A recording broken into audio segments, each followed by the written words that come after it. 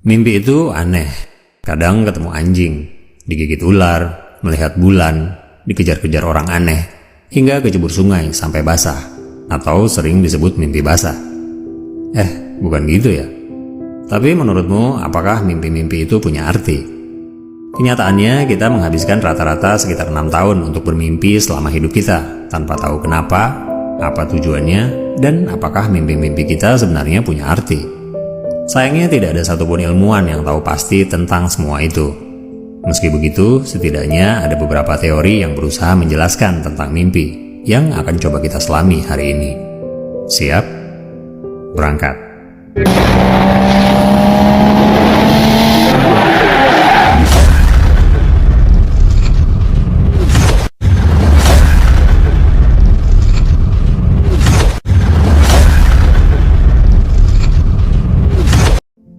Saat kita bermimpi, kita memasuki sebuah fase tidur yang disebut dengan REM. REM adalah Rapid Eye Movement. Tahulah ya artinya. Intinya matamu bergerak cepat ke segala arah saat fase ini berlangsung. Di fase aneh ini, detak jantungmu tiba-tiba menjadi lebih cepat. Tekanan darahmu naik, dan aktivitas otakmu bekerja hampir setara dengan ketika kamu terjaga. Di saat yang sama, otak melepaskan sejumlah senyawa yang membuat sebagian tubuhmu lumpuh untuk menjaga agar kamu tidak bergerak seperti halnya orang dalam keadaan terjaga. Bagian otak yang berurusan dengan emosi seperti bahagia dan rasa takut menjadi sangat aktif. Saat itulah mimpimu sering menjadi bentuk yang aneh dan kadang menakutkan. Fungsi kognitif otak, memori jangka panjang, dan kreativitas meningkat. Sedangkan bagian otak yang berhubungan dengan logika dan pengendalian diri menjadi tidak benar-benar aktif. Saat itulah semua yang kamu alami di mimpimu menjadi masuk akal. Meski di saat yang sama, kamu tidak benar-benar memahaminya. Pertanyaan besarnya adalah, kenapa otak kita melakukan hal-hal aneh seperti itu? Bukankah seharusnya tidur itu ya tidur? Di video sebelumnya tentang kesadaran, saya pernah membahas hal ini. Di alam sadar kita, otak secara konstan memberi kita berbagai sinyal penting seperti rasa lapar, sakit, refleks, dan berbagai sinyal lainnya sebagai cara untuk memberitahukan kepada kita mengenai kondisi tubuh kita. Dan hebatnya, semua itu dilakukan secara otomatis, tanpa melibatkan kesadaran kita. Bagaimana jika mimpi adalah salah satu sinyal yang berusaha disampaikan kepada kita secara konstan melalui pikiran bawah sadar kita? Sigmund Freud berteori bahwa mimpi adalah sebuah pintu menuju alam bawah sadar. Bayangin gunung es yang terendam jauh di bawah air yang merupakan alam bawah sadar, yang jauh lebih luas dari apa yang muncul ke permukaan sebagai alam sadar kita. Sebagian besar isi pikiran bawah sadar sering merupakan kondisi yang belum tentu sejalan dengan alam sadar.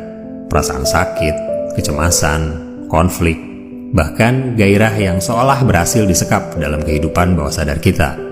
Pada tahap REM, otak seperti sengaja melemahkan kekuatan yang menjaga perasaan ini dan memungkinkan kita untuk mengakses kekuatan dan bahkan ketakutan melalui mimpi kita. Freud sangat percaya bahwa arti sebenarnya dari mimpi bersembunyi di balik konten aktual kita, dan interpretasi mimpi menjadi sangat penting untuk memahami bagaimana mereka berhubungan. Sekitar 8 abad sebelum Freud, seorang filsuf, sastrawan, ahli matematika, sekaligus astronom Umar Khayyam telah merumuskan berbagai arti mimpi dalam kehidupan manusia. Tafsir mimpi ini bersifat spiritual sekaligus erat hubungannya dengan makna-makna simbolis yang sering digunakan manusia sebagai bentuk visual dalam kehidupan yang dapat ditelaah secara psikologis, menjadikannya sebagai metode rasional intuitif yang dapat digunakan sebagai acuan dasar sebuah interpretasi mimpi. Menurutnya, mimpi merupakan representasi dari perilaku yang bisa dijadikan alat untuk meneliti kondisi jiwa seseorang. Psikiater Swiss abad ke-20, Carl Jung, juga memiliki pendapat yang mirip. Menurutnya, alam bawah sadar dapat dikatakan sebagai gudang informasi, di mana simbol dan mimpi tertentu memiliki makna yang serupa untuk semua orang, terlepas dari budaya atau lokasi di mana orang itu tinggal. Meski cenderung bersifat subjektif, mimpi memiliki ciri-ciri yang sama. Ini dapat menjelaskan mengapa begitu banyak dari kita berbagi variasi dan tema umum yang mirip dalam mimpi kita. Dikejar orang, gigi rontok, jatuh dari ketinggian, dan seterusnya. Tema-tema umum ini hampir tidak menyentuh permukaan kompleksitas dan variasi mimpi yang tak ada habisnya. yang justru dijelaskan secara rinci tentang ciri-cirinya oleh Umar Khayyam dalam bukunya tentang tafsir mimpi. Buku ini lebih mirip seperti peta yang menjelaskan berbagai variasi dari tema mimpi beserta tafsirnya. Bahkan saat ini, praktek interpretasi mimpi secara umum banyak dipakai dalam bentuk psikoterapi modern yang berusaha memberikan dampak positif pada kesehatan mental. Dan sebuah kenyataan bahwa beberapa penemuan besar berskala dunia justru terinspirasi dari mimpi. Tahap REM adalah tahapan yang sangat unik, sebab otak kita membuat kita aktif sekaligus lumpuh dalam waktu yang bersamaan.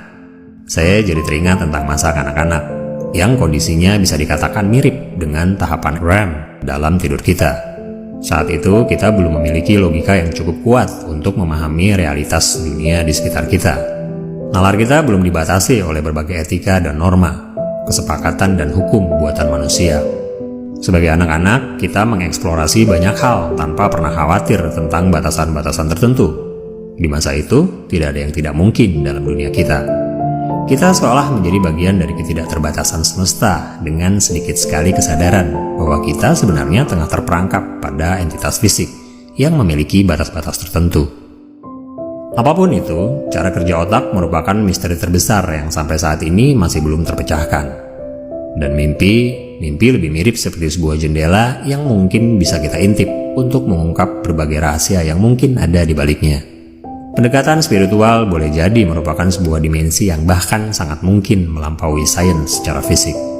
Jika otak bisa melakukan aktivitas luar biasa secara otomatis tanpa melibatkan kesadaran kita, bahkan di saat kita sadar, kenapa tidak sebaliknya di alam bawah sadar kita? Jika ia dengan konsisten memberikan sinyal-sinyal pada tubuh sadar kita, saya pribadi percaya bahwa mimpi dalam kondisi sebaliknya adalah sebuah sinyal yang diberikan otak untuk menyampaikan pesan-pesan rahasia yang mungkin bisa bermanfaat bagi kehidupan kita. Tapi itu saya. Bagaimana dengan kamu?